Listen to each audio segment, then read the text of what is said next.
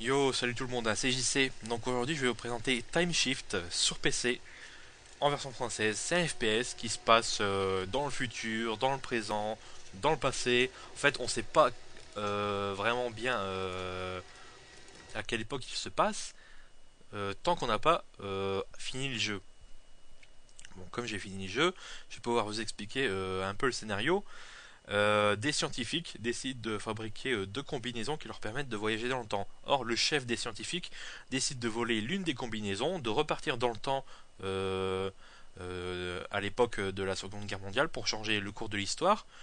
Il réussit grâce à la technologie du futur et il devient maître du monde entre guillemets. Et donc, juste avant de s'enfuir dans le passé, il fait exploser le laboratoire, mais vous arrivez à prendre la combinaison qui reste et cette combinaison est programmée pour repartir dans le passé. Et donc vous voilà dans le passé et vous allez être recruté par la résistance locale pour abattre le chef des scientifiques et revenir dans le futur juste avant l'explosion pour sauver votre superbe fiancée. Donc voilà le scénario de Time Shift. Donc Time Shift, il faut savoir que c'est un jeu, comment dire, un jeu avec un développement chaotique, parce qu'il y a eu une première version de ce jeu qui est sortie il y a pas mal de temps. Enfin, il y avait une démo, c'était une démo de la première version du jeu qui était bien avancée, qui aurait dû sortir normalement tel quel. Mais l'éditeur du jeu a dit non, il faut refaire le jeu. Et comme les développeurs du jeu voulaient pas, absolument pas, refaire le jeu, il a inventé un nombre incalculable d'excuses pour retoucher le jeu et ainsi il espérait que l'éditeur abandonnerait l'idée de refaire le jeu entièrement. Mais l'éditeur a dit ouais d'accord à toutes les propositions, a accepté toutes les propositions de refonte du jeu de la part des développeurs, et donc les développeurs bah, ils se sont pris à leur propre piège et donc ils sont repartis pour un nouveau développement du jeu, pour refaire le jeu entièrement, hein, quasiment depuis le début. Et donc voilà Time Shift, la deuxième version et la version finale. Donc dans Time Shift, il y a un truc intéressant, enfin il y a le seul truc intéressant du jeu, sans quoi le jeu aurait été bien naze, c'est les pouvoirs du temps. Vu qu'on a une combinaison qui nous permet de modifier le temps, on peut ralentir le temps, l'arrêter ou revenir dans le passé pour éviter certains accidents. Mais le fait d'arrêter le temps ou de revenir en arrière, c'est utile que pendant certains passages scriptés, et donc le seul pouvoir qu'on utilise, c'est tout le temps le pouvoir de ralentir le temps. Alors là, j'arrête le temps parce que sinon, si je passais là avec le pouvoir de ralentir mais pas d'arrêter, je serais mort. Donc généralement, on n'utilise que le pouvoir pour ralentir le temps et rien d'autre. Mais s'il n'y avait pas eu ces pouvoirs-là, ce jeu Time Shift serait devenu un simple FPS basique et pas intéressant du tout. Donc graphiquement, vous voyez, ça casse pas des briques, mais c'est toujours mieux que la première version de Time Shift, qui était tout sauf exceptionnelle, qui était même moche, hein, faut dire, qui était vraiment moche. Et bon, voilà, on a des décors assez bien modélisés. Les armes sont bien modélisées, elles ont d'assez bonnes textures généralement. Les ennemis sont bien modélisés, ils ont des armures assez jolies à regarder. D'ailleurs, les ennemis sont assez coriaces, il faut surtout leur tirer dans la tête pour en venir à bout. Donc on peut pas se pencher sur les côtés, ce qui est très dommage. Bon là je peux utiliser l'arme secondaire, enfin le tir secondaire de mon arme. Voilà, hop, j'ai buté la sulfateuse. Il y a du ragdoll, il y a du sang, c'est gore. On peut tirer sur les cadavres, ça c'est bien. Hop. Oh, il n'y a plus personne, je vais pouvoir passer. Niveau des armes, elles sont assez variées les unes des autres. Alors là, je me suis pris un gros missile. Alors, il n'y a pas de midi kit hein, dans le jeu. Quand on se fait toucher, l'écran devient rouge. Et il faut attendre en haut à droite. Il y a la barre verte d'énergie qui se remplit automatiquement. Donc il faut faire attention. J'avance. Je peux aussi utiliser la tourelle. Hein. Enfin, cette sulfateuse. Mais généralement, on peut Enfin, généralement ça sert pas à grand chose. Les seuls pouvoirs du temps suffisent largement pour venir à bout de ses ennemis. D'ailleurs le jeu est assez... il y a des passages assez coriaces, assez difficiles.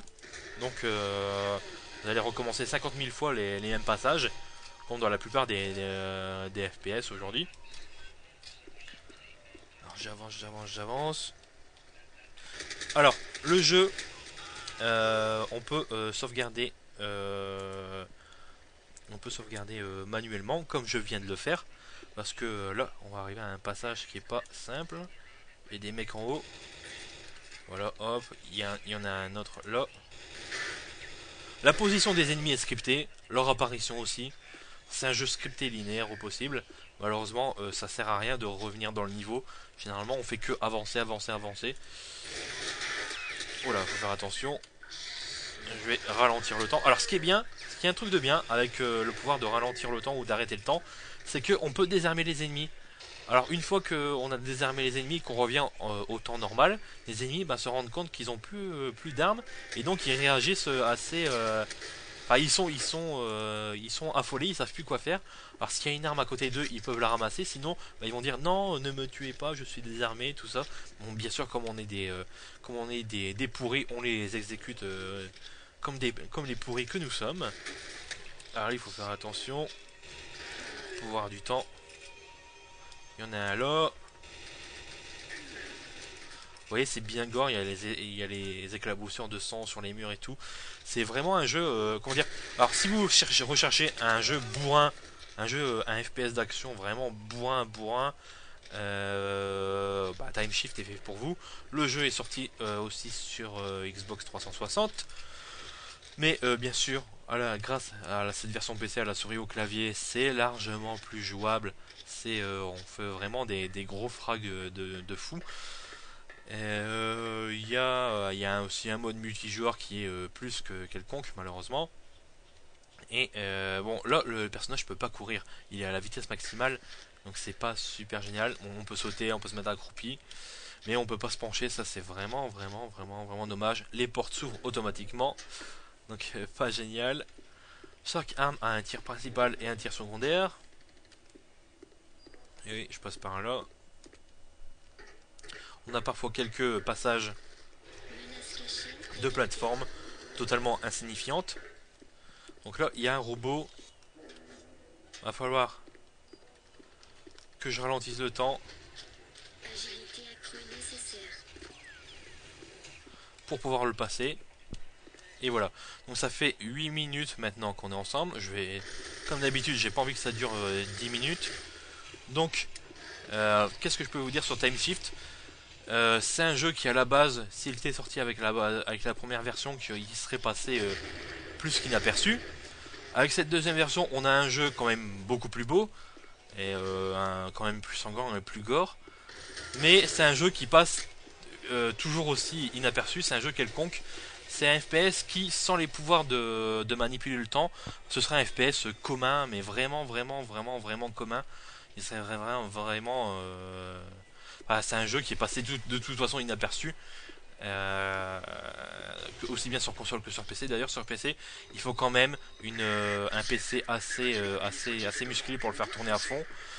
Un truc de bien dans ce jeu-là, ce qui est ultra rare dans les FPS, c'est qu'on peut dans les options changer le champ de vision ou field of view ou FOV en anglais. Et ce qui nous permet de voir un peu mieux sur les côtés, enfin tout ce qui nous entoure. Il est réglé à 70 degrés de base, mais dans un FPS, le champ de vision doit être réglé normalement à 90 degrés minimum. Enfin, c'est le champ de vision de base de tout FPS, c'est 90 degrés. Là, il est réglé à 70, donc je l'ai changé à 90 et ça devient un peu... c'est un peu plus jouable comme ça quoi. Donc, je vais essayer d'avancer. Ça fait plus de 9 minutes. Donc, moi, ce que je vous conseille, c'est d'au moins de télécharger la démo de ce jeu, histoire de vous faire un avis. Enfin, téléchargez la démo de la première version et de la deuxième version, vous comparez, et puis c'est un FPS assez sympathique d'action. Si vous recherchez du gros bourrinage, il n'y a pas de problème. Donc sur ce, moi je vous laisse et puis je vous dis à bientôt pour une prochaine vidéo.